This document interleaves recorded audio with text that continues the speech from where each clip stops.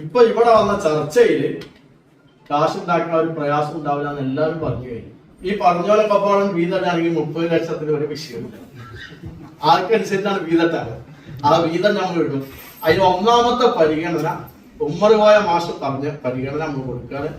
പെട്ടെന്ന് ഈ പൈസ കൊണ്ട് തന്നെ സ്ഥലം വാങ്ങി ഇത് ഉണ്ടാക്കാൻ ഗവൺമെന്റിൽ നിന്ന് ഓർഡർ വാങ്ങി പെട്ടെന്ന് കാര്യങ്ങൾ ശരിയാക്കാൻ പറ്റുമോ എന്നുള്ളത് ഒരു 2-3 മാസം നമ്മൾ ശ്രമിച്ചു നോക്കാം. ജെയിംസ് മാഷ് ഉണ്ടെങ്കിലും ഈ സർവേക്കാരൊക്കെ പറഞ്ഞ സ്ഥിതിക്ക് നമ്മളെന്താ വരുന്നത്.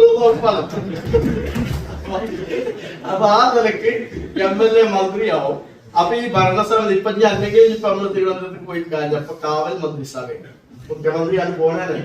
അപ്പൊ അതുകൊണ്ട് നമ്മളെ ഒന്ന് ശ്രമിച്ചു നോക്കാം.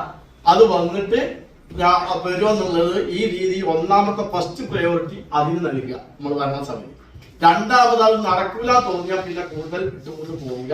പെട്ടെന്ന് നമ്മൾ ഒരു കളക്ഷൻ എടുത്തിട്ട് ഭൂമി കണ്ടെത്തുക, അത് പർച്ചേസ് ഒരു കമ്മിറ്റി നമ്മൾ രൂപീകരിക്കുക, ഭൂമി കണ്ടെത്തുക, ആ ഭൂമിക്കുള്ള കാശ് പിരിക്കുക, സുതാര്യമായി അത് രജിസ്റ്റർ വാങ്ങിയിട്ട് 1 കൊല്ലം 1.5 കൊല്ലം കൊണ്ട് ഈ പാസ്സായ ഈ സബ് സ്റ്റേഷൻ കരുവാരക്കുണ്ട് പഞ്ചായത്തിന്റെ ഉള്ളിൽ സ്ഥാപിച്ച് ജനങ്ങൾക്ക് ഉപകാരപ്രദമാക്കാൻ ജനപ്രതിനിധികൾ എന്നേക്കും പൊതുപ്രവർത്തകർ എന്നേക്കും നാടിന്റെ ക്ഷേമം ആഗ്രഹിക്കുന്നവർ എന്നേക്കും നമ്മൾ ഒറ്റക്കെട്ടായിരുന്നു.